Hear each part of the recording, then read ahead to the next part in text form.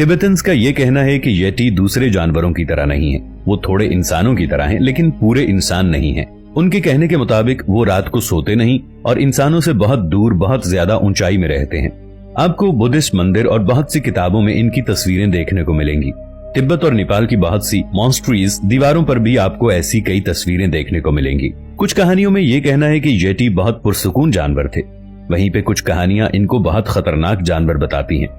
एक तिब्बतन कहानी के मुताबिक एक नेक बुद्धिस्ट का सामना एक जख्मी येटी के साथ हुआ। जब उस नेक बुद्धिस्ट ने उस जख्मी येटी की मदद की तो उस जख्मी येटी ने उसका शुक्रिया अदा करने के लिए एक मरे हुए टाइगर की बॉडी उसके आगे रख दी।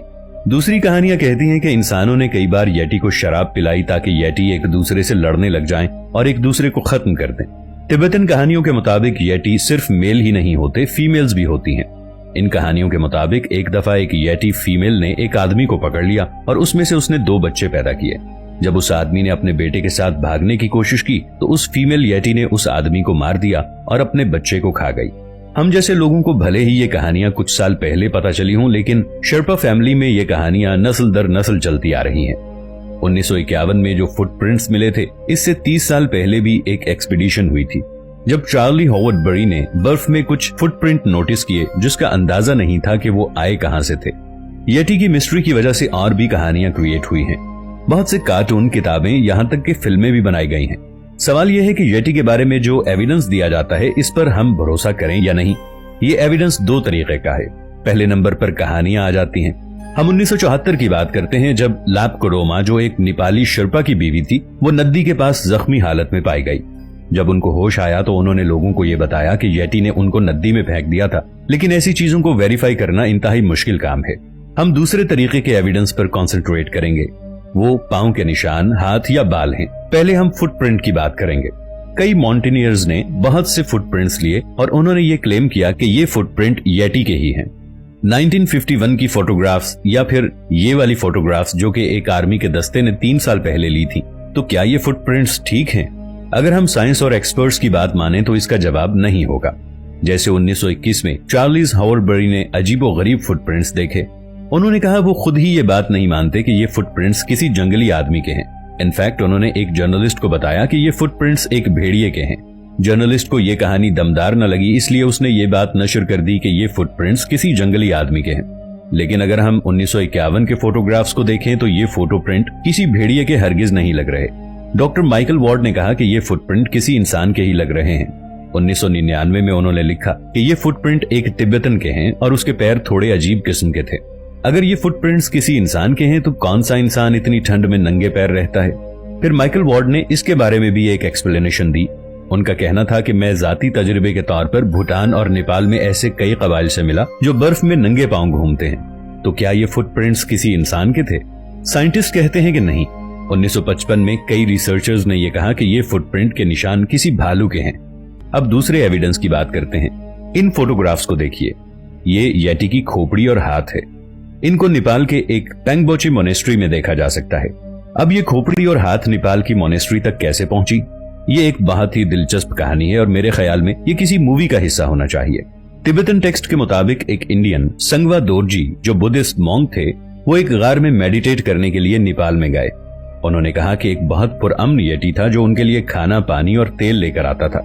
जब वो येटी मर गया तो उन्होंने उसकी खोपड़ी और हाथ अपने पास रख लिए और इन चीजों को पेंगबोचे मोनेस्ट्री में रख दिया, जो कि 1667 में तामीर की गई थी। फिर 1957 में अमेरिका से टॉम स्लिक नामी एक रिसर्चर येटी के बारे में रिसर्च करने के लिए आया, लेकिन वो रिसर्च न कर पाया क्योंकि वो बहुत बुरे तरीके से जख्मी हो गया था। उन्होंने 2 भाइयों पीटर और ब्रायन को इस काम पे लगाया। अपनी तलाश के दौरान पीटर ने यह खोज लगाई कि पेंगबोची मोनेस्ट्री में येटी की हाथ और खोपड़ी दोनों चीजें मौजूद हैं। पीटर ने येटी की हाथ की एक उंगली हॉलीवुड सुपरस्टार जेम्स स्टीवर्ट को स्मगल कर दी, जो उस वक्त अपनी बीवी ग्लोरिया के साथ कलकत्ता आए थे। जेम्स स्टीवर्ट ने अपनी बीवी ग्लोरिया से कहा कि वो येटी की उंगली अपने अंडरगारमेंट्स में छुपा ले ताकि इंडियन कस्टम ऑफिशियल्स को कुछ पता न चल सके, और इस तरह ये येटी की उंगली लंदन तक पहुंच गई। लंदन में एक साइंटिस्ट उस्मान हिल को यह जिम्मेदारी दी गई कि वो रिसर्च करे कि ये उंगली येटी की है या नहीं। तो उसने ये नतीजा निकाला कि ये उंगली किसी खूंखार जंगली की नहीं है, बल्कि ये उंगली किसी इंसान की है। और फिर वो उंगली 1991 में गायब हो गई और 20 साल बाद बीबीसी के डॉक्यूमेंट्री क्रू को इस उंगली के बारे में पता चल गया। उनको ये उंगली royal college of London surgeon Hunterian museum से मिली। इस डॉक्यूमेंट्री ग्रुप को इस उंगली पर डीएनए टेस्ट करने की परमिशन भी मिल गई। Doctor Rob Johns, senior scientist at zoological society of Scotland, उन्होंने कहा कि वो उंगली इंसान ही की थी। उंगली तो इंसान की थी, खोपड़ी का क्या?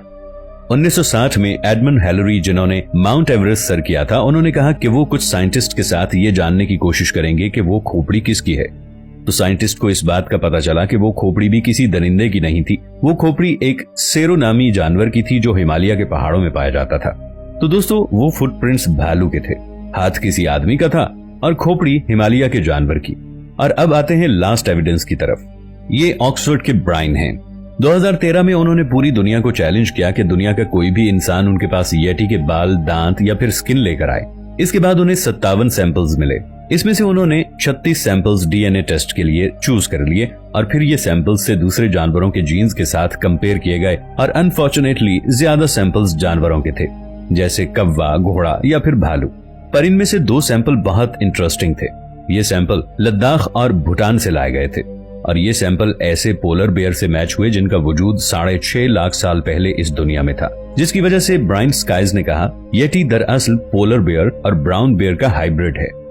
2017 में एक और साइंटिस्ट की टीम ने येटी के बॉडी पार्ट्स एनालिसिस किए, जैसे कि हड्डी, दांत और बाल और स्किन वगैरह। ये सैंपल उन्होंने हिमालय और तिब्बत के केव एंड मोनेस्ट्री से लिए थे। उन्होंने 9 सैंपल कलेक्ट किए।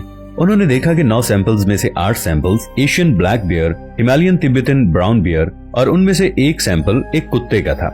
ये सब सुनकर आपके दिमाग में एक सवाल आएगा कि अगर येटी के बारे में इतना एविडेंस पेश कर दिया गया है, फिर भी आज इसके बारे में इतनी बातें क्यों हो रही हैं, इतनी वीडियोस बन रही हैं और लाखों के हिसाब से व्यूज आ रहे हैं? शिव डकाल ने अपनी किताब में लिखा है कि हो सकता है कि येटी की कहानियां पॉपुलर हुई हों क्योंकि वालिदैन अपने बच्चों को एक सबक सिखाना चाहते थे कि बच्चे ज्यादा दूर न जाएं और अपने खानदान के पास ही रहें। दूसरे लोग कहते हैं कि ऐसी चीजें कहानियां हैं जो कि हमें एक सबक देती हैं कि अगर आप क्यूरियस हैं तो नॉलेज को गेन करेंगे। डैनियल सी टेलर कहते हैं कि लोग येटी पर यकीन रखते हैं क्योंकि उनका इस बात पर यकीन है कि इंसान अपनी नेचर से कनेक्टेड है और हम ऐसे एविडेंस पर यकीन करना चाहते हैं। बावजूद इसके कि येटी की एग्जिस्टेंस नहीं है, लेकिन ऐसी कहानियां हमारे मुआशरे में खत्म नहीं होंगी।